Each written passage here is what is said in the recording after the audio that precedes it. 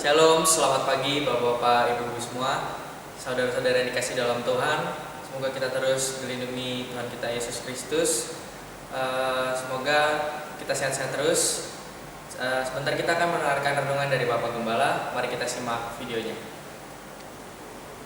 Puji Tuhan, Shalom Bapak Ibu saudara sekalian. Tidak terasa kita sudah memasuki bulan Mei, dan hari ini kita akan memulai topik yang baru, berbicara tentang tabut Allah. Namun sebelumnya mari kita sama-sama tundukkan kepala, kita bersatu di dalam doa.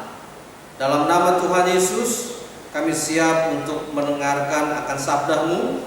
Kami buka hati kami untuk menerima kehadiran-Mu. Dalam nama Tuhan Yesus, Gembala kami yang agung, kami sudah berdoa. Haleluya. Amin. Baik Bapak Ibu, saudara-saudara sekalian, kita akan membaca terlebih dahulu topik kita hari ini dari kitab 1 Tawarik. Mari kita buka dan kita baca pasal yang ke-13 ayat yang ke-14. Demikian bunyi firman Tuhan.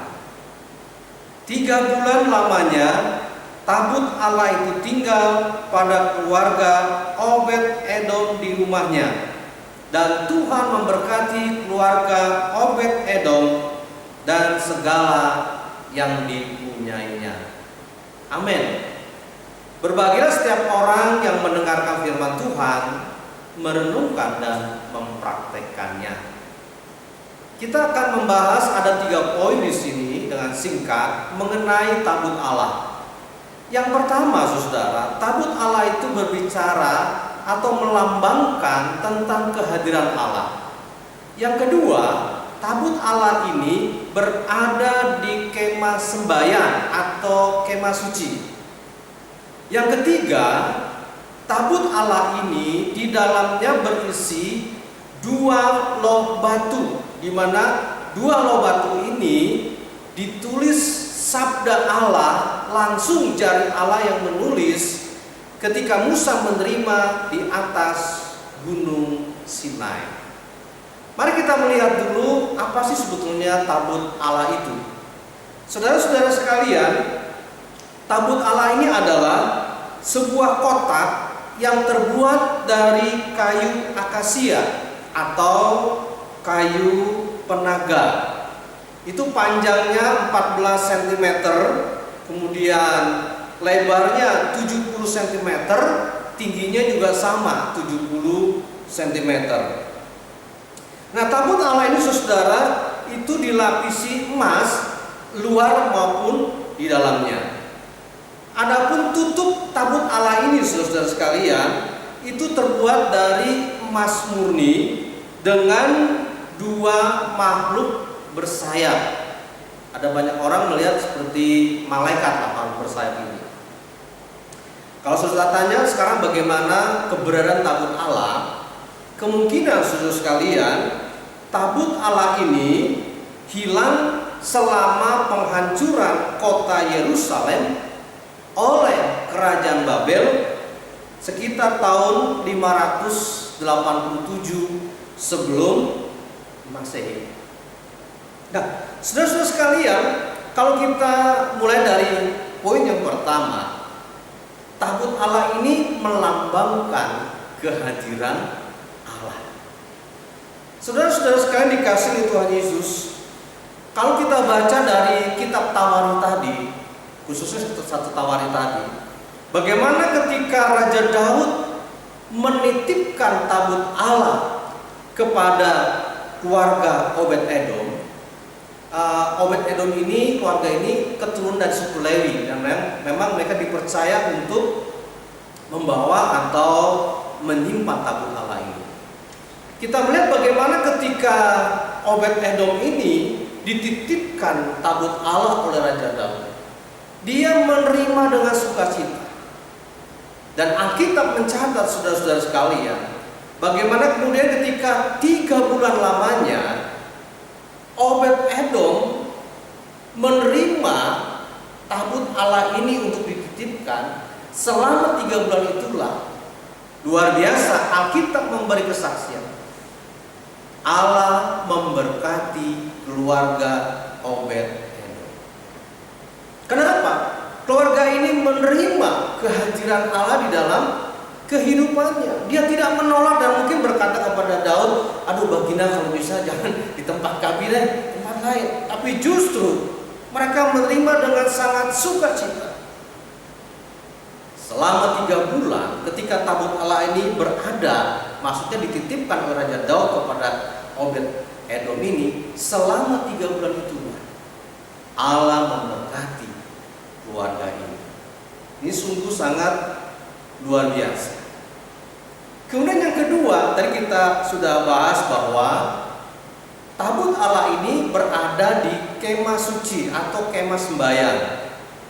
Kalau kita melihat perjalanan bangsa Israel pada waktu itu, saudara, ini kan konteksnya ketika bangsa Israel dalam perjalanan dari negeri perbudakan di kerajaan Mesir, itu dari Goshen menuju negeri perjanjian. Selama perjalanan ketika sore mereka tentu beristirahat di sebuah kemah atau tenda lah katakan sekarang. Nah, ada satu kemah khusus atau tenda khusus yang namanya kemah sembahyang, di mana tempat Allah untuk berbicara kepada seorang imam yang ini disampaikan kepada umatnya atau bangsa Israel. Nah, tabut Allah ini saudara itu berada di kemah sembahyang. Katakanlah ini sebuah tempat khusus. Saudara-saudara sekalian, kemah sembahyang ini kan sebetulnya berbicara tentang bait Allah. Dan firman Allah berkata, tidak tahukah kamu bahwa tubuhmu adalah bait Allah? Ketika tabut Allah ada di kemah sembahyang, ketika kita menerima, kita ini kan bait Allah yang kudus. Ketika kita menerima kehadiran Allah dalam kehidupan kita, saudara, disitulah ada perlindungan Tuhan. Yang terakhir, yang ketiga kita lihat saudara sekalian, tabut Allah ini itu di dalamnya, ini kan sebuah kotak ya. Saya bersyukur ketika saya ke Gunung Sinai, saya ada satu tempat di mana tapi kami nggak bisa untuk masuk ke dalamnya. Apalagi kita tahu bahwa kan tabut Allah sudah nggak ada, tapi di situ tentang buah batu ini, saya bersyukur bisa ke tempat itu. Namun satu hal, kalau kita kembali ke konteks ketika tabut Allah ini berisi 10 hukum Allah, ini berbicara mengenai bahwa tabut Allah juga itu berbicara tentang firman Allah. Ketika keluarga Obed Edom ini menerima tabut Allah, keluarga ini diberkati bukan hanya secara materi, tapi juga Tuhan melindungi, Tuhan juga memberi kekuatan. Karena apa? Tabut Allah itu berisi firman Allah. Kan 10 perintah Allah. 2 batu ini berisi 10 hukum Allah. Artinya bahwa dalam tabut Allah itu ada firman. Dan kitab Ibrani pasal 4 ayat 12 mengatakan firman Allah itu hidup dan kuat.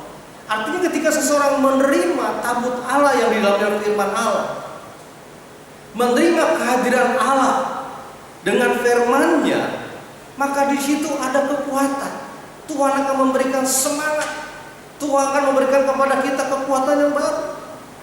Banyak orang yang tidak bisa menerima kehadiran Allah karena apa?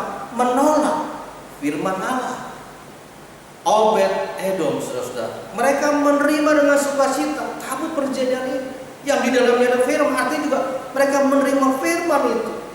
Dan disitulah keluarga ini mendapatkan semangat. Kan nggak ada orang yang kuat terus, saudara. Kadang-kadang menghadapi masalah kan mereka ya bisa lemah juga. Situasi kondisi seperti sekarang ini yang kita sedang alami, saudara. Tentu juga banyak orang yang mulai putus asa. Ini sampai kapan nih masalah virus corona ini? Kan mereka mulai gampang, saudara, patah semangat. Tapi saya percaya jika saudara sekalian menerima tabut Allah, maksudnya menerima kehadiran Allah dengan firman-Nya, karena tabut ini kan di sini kan firman, maka saudara akan mendapat kekuatan. Ketika Anda lemah, diberi kekuatan. Ketika saudara mulai putus asa, diberikan semangat, saudara. Perhatikan kata Alkitab pada hari ini. Keluarga Obed Edom 3 bulan bersedia dititipkan tabut Allah. 3 bulan itu pula keluarga ini diberkati, dilindungi, diberikan semangat, saudara. Pertanyaannya, sebelum kita sebentar akan menerima sakramen perjamuan kudus, jika tabut Allah hanya 3 bulan, saudara, berada di rumah keluarga Obed-Edom, dan kemudian berkat Tuhan itu terus turun kepada keluarga ini, saudara. Sudah berapa lama tabut Allah berada dalam hidup saudara, dalam rumah tangga saudara? Percayalah, jika Tuhan hadir dalam kehidupan seseorang, maka di situ pasti ada perlindungan, di situ pasti ada berkah. Ya, jangan memikirkan berkat itu hanya materi. Ada banyak sesuatu berkah. Sehat itu juga berkah. Punya semangat menghadapi situasi kondisi yang kita hadapi ini, ya, tetap kita punya apa istilahnya, pokoknya menyemangati ini juga akan berkah, saudara. Percayalah saudara sekalian, ketika kita belajar seperti keluarga Obed-Edom, menerima kehadiran Tuhan, beserta dalam firman. Saya ulang, menerima kehadiran Tuhan beserta firman. Banyak orang cuma mau percaya Tuhan, tapi tidak mau menerima firman. Yang menerima dalam arti kan melakukan juga. Dan saya percaya saudara sekalian, kalau kita mau belajar seperti keluarga ini, saudara juga akan diberkati. Pertanyaannya, sudah berapa lama tabut Allah ada dalam hidup saudara? Saya berharap selama hidup kita, biarlah tabut Allah itu, biarlah kehadiran Allah ada dalam hidup kita. Dia akan senantiasa memberi kekuatan dan amin. Immanuel, Allah beserta dengan kita. Haleluya. Amin. Baik Bapak Ibu Saudara, kita sudah diberkati oleh firman Tuhan.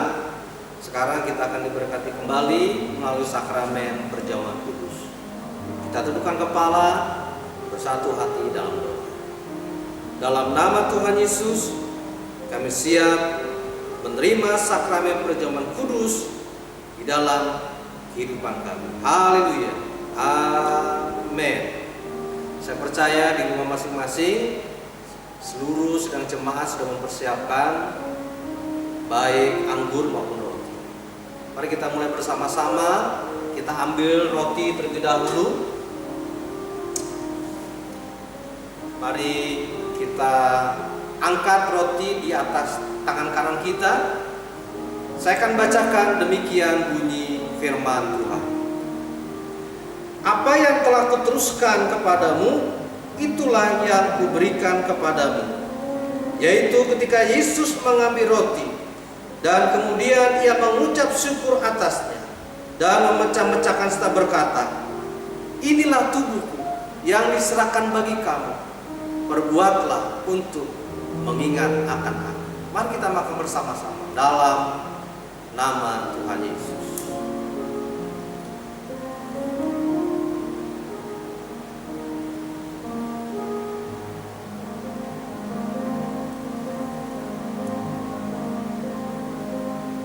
Terima kasih Tuhan.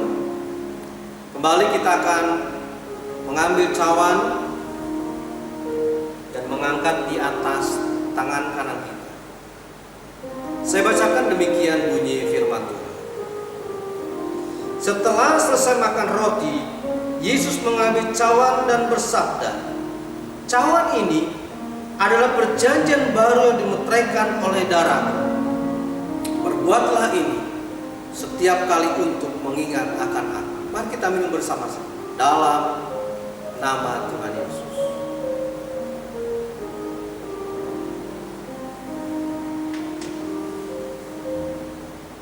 Haleluya, haleluya. Terima kasih Tuhan. Engkau sungguh baik, haleluya. Terima kasih Tuhan. Terima kasih Tuhan. Mari kita tutup ibadah kita hari ini di dalam doa penutup dan doa berkah. Kita bersatu di dalam doa. Bersyukurnya kami, ya Bapa di surga, Kami sudah menerima kebenaran firman-Mu yang memberkati kami, dan kami akan selalu membuka hati untuk kehadiran-Mu. Berterima kasih untuk kesempatan mendapat sakramen perjamuan kudus. Terima kasih Tuhan. Itu akan memberikan kami semangat untuk tetap hidup hanya bersandar kepada.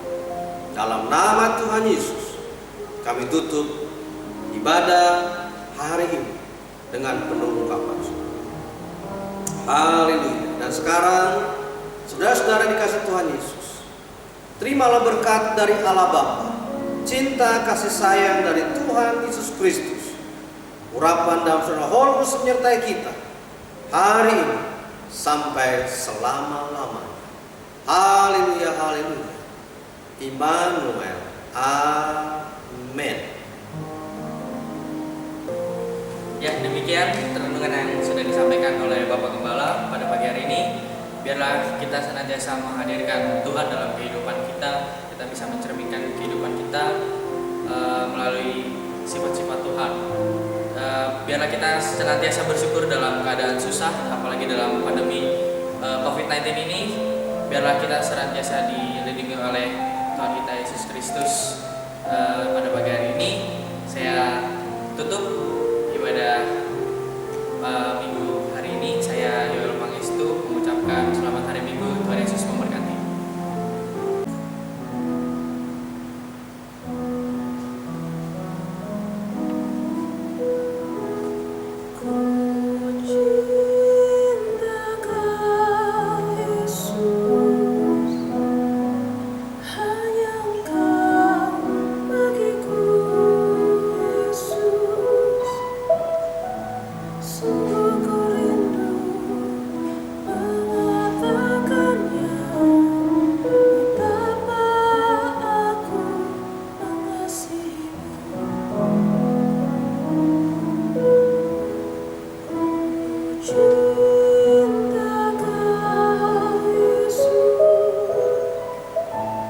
Hanya Engkau